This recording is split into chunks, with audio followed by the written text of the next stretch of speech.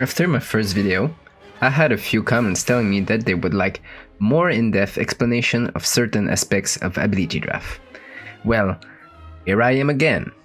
And so, in this video, we'll take a closer look into the picking phase, how to pick according to your position on the board, and then we'll finish with denying and counter picking. We will follow with the items, looking at a few full synergy items, how to rebalance your build, and how to counter with items. And finally, we will end with a few more OP builds explained with their items. So let's get right into it. First off, we are given our hero in a position. This position will end up mattering in how we want to pick. Players in the first few picks will have the advantage to choose the best abilities in the game. So if you are in these positions, you'll probably want to choose what we call the first pick worthy abilities. These are abilities that are strong on their own and will be usually grabbed within the first 4 picks. Your team should value these highly. In the event you don't know what the best abilities on your board are, ask your teammate, as they may help you identify them. You should also probably look up windrun.io. It's the website for your ability draft statistics. Here, you'll be able to see a ton of useful statistics such as the win rate of each skill or how fast is a skill normally picked. Now, if you're positioned at the end of the pick phase, you have the best chance to pick a combo, because there will be fewer chances to get countered by the enemy team. If we are in these positions, we are going to locate the combo abilities. This may take you more time to get to know which skills interact spec with each other. Yet again, your teammates may hold this valuable information, so don't be afraid to ask. On this board, I personally think these combos should try to be picked by the last few players of a team, so they can get the entire combo. I personally would not go for an OP combo like this as a first pick player, because the chances of getting countered are way too high. Now, if you're positioned in the middle of the board, you ended up in the worst positions for picking, as the first pick worthy skills are most likely already gone and your chances of getting countered a combo of skills by the last pick players are still high. Now, given that information, you can still take the risk to go for combos, or you can try to go for what we could call control skills, so every stun, slow, disable. These are support skills, but they will greatly help your team dominate the early phase of the game, and are, to my knowledge, the best skills you can pick at this stage of the picking phase, unless of course there were still some first pick worthy skills. Alright, we covered how we should pick for our team, but of course we're not alone in this picking phase, and with that in mind, we will need to be aware of what the enemy team is picking. Of course, we will try to deny the first pick worthy and the OP combos from the enemy, as we can't let them snowball into it. But sometimes, you just can't deny it all, and at that moment we need to resort to counter picking. Counter picking is the next best option next to denying the skills. Instead of taking the skill from the enemy's hand, you just pick the best response on the board for said skill the enemy got. An example of this would be how to counter invisibility. As we all know, invisibility is really strong in ability draft. It can easily lead a team to win if not taken seriously by the other enemy team, with either counterpicking or buying a ton of sentries throughout the game. So how would we counter invisibility? Well, we have Zeus Lightning Bolt, Weaver's Swarm, Leshrac Stibolic Edict, Leshrac Pulse Nova, Arc Ward and Spark Rate, etc. If you see the enemy building all magic damage with target skills, then maybe your best options to counter them is a lot of durability and having some silences. If you see the enemy team picking lots of movement skills, maybe you want to counter them with something to lock or slow them down, so they don't get the benefit from their skills. If you see the enemy making a physical tank, maybe you want to go for skills that deal in percentage of HP. I mean, there are multiple ways to counter build with skills. What you're looking for is to create a strong resistance to what the enemy is trying to set up, so they can't snowball the way that they intended to. Now, one last thing before moving to the items. Try to make your build balanced. You can focus on having high damage and try to burst the enemy in one shot, but you will probably also end up in the same situation where you are prone to die from a few hits. Having a movement speed advantage, an escape mechanism, or a survivability skill will grant you the best chances to last and win in your fights. They could be referred to as the abilities good for all kind of builds, as you may have seen in my first ability draft guide. Now, if you have not seen my other video, I highly suggest you watch it too.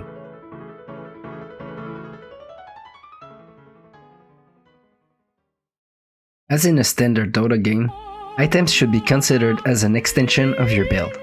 Knowing what items are going to be best synergized with your build is crucial. Some items in Dota look like they were almost made for specific skills. The best example of this is the Diffusal Blade and Juxtapose combo. This skill was literally made to be combined with a Diffusal Blade, as each illusion will burn your enemy's mana. While I respect the choice of not buying a Diffusal Blade, it saddens me to see this happening in-game. The same thing could be said for the combo of Berserker Skull and Blade Mail. One skill is forcing the enemy to attack you, so why not double down on that situation and return every damage they hit you with? Now, these are pretty obvious synergies with skills, and this is how I approach how I'm going to build items to help my build out and try to maximize my damage output and durability. Now, in the case you ignore my advice on making a balanced build and went full glass cannon build, here's a chance for you to balance it out.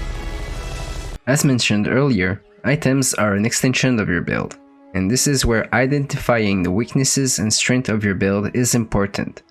Items will help you balance your build by either reducing your weaknesses or increasing your strengths. And of course, at the same time, items are a great way to counter enemies' builds. Focus on what type of damage the enemy is most likely to hit you with to choose your defensive items.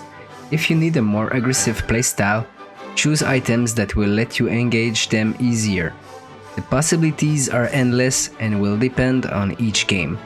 Here are some examples of items against each type of build. These are the questions that you may ask yourself to make a balanced build. Do you need or lack durability, mobility, armor, damage, and what type of items will best respond to your specific needs?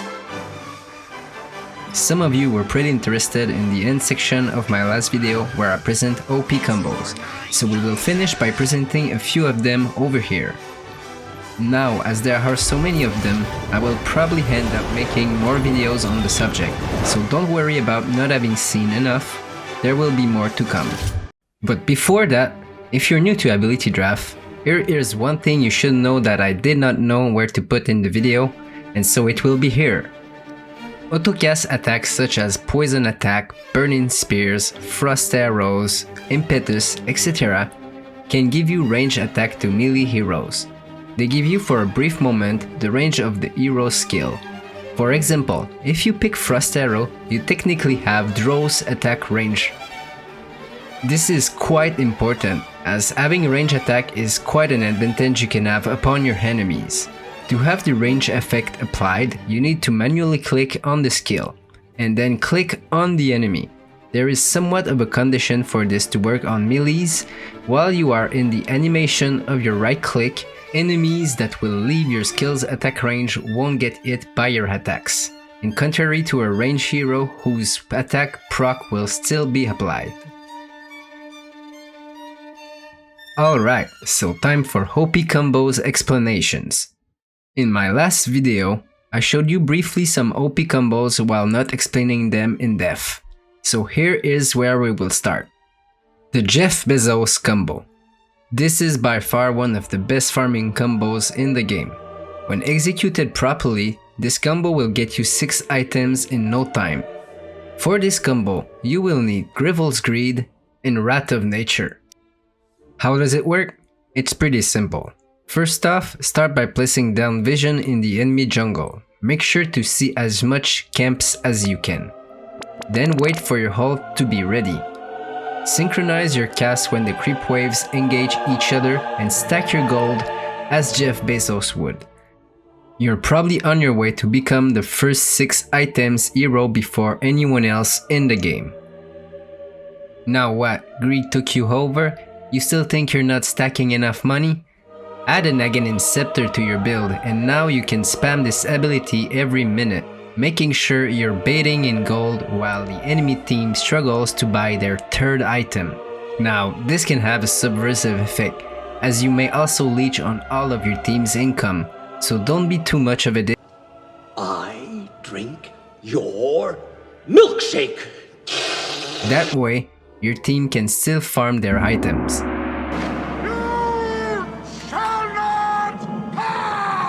For this combo, you will need Rearm and Nether Ward. You shot yourself? Yes, but it's okay. Marla, look at me. I'm really okay. Trust me. Everything's gonna be fine.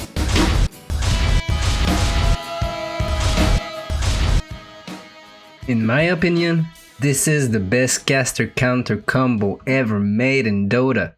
As Nether Ward is a skill that is stackable on the map, the amount of Nether Ward you can get by abusing this combo will melt anybody casting anything. And because the damage of Nether Ward applies before the skill it is countering, there is no chance for the enemy to get an advantage over you. Your best option against this scenario is going full right click. Every caster in your team will be crying in a fetal position as they have become useless.